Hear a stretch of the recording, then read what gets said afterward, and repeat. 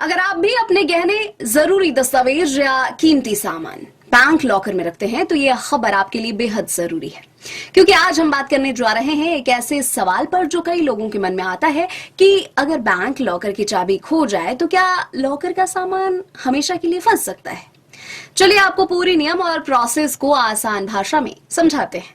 सबसे पहले यह जानना जरूरी है कि बैंक लॉकर की दो चाबियां होती है। एक चाबी ग्राहक के पास रहती है और दूसरी चाबी बैंक के पास सुरक्षित रहती है। लेकिन इसका मतलब ये नहीं है कि अगर आपकी चाबी खो जाए तो बैंक अपनी चाबी से तुरंत लॉकर खोल देगा। अगर ग्राहक से लॉकर की चाबी खो जाती है तो सबसे पहले ग्राहक को बैंक को लिखित सूचना देनी होती है। इसके साथ ही ग्राहक को एक अंडरटेकिंग भी देनी होती है।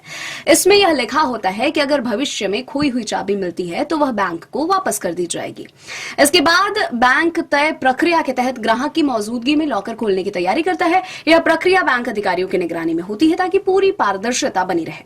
लॉकर खोलने के बाद ग्राहक को नई चाबी दी जाती है, लेकिन यहाँ एक अहम बात ध्यान रखने वाली है। अगर लॉकर को तोड़कर खोलना पड़ता है तो नया लॉक लगाने, लॉकर खोलने और नई चाबी बनाने का पूरा खर्च ग्राहक को ही देना होता है।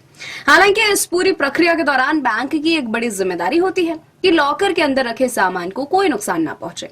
अगर लॉकर खोलते समय ग्राहक के सामान को नुकसान होता है तो यह बैंक की लापरवाही मानी जाती है और नियमों के तहत बैंक को ग्राहक को मुआवजा देना होता है। अब बात करते हैं जॉइंट लॉकर की।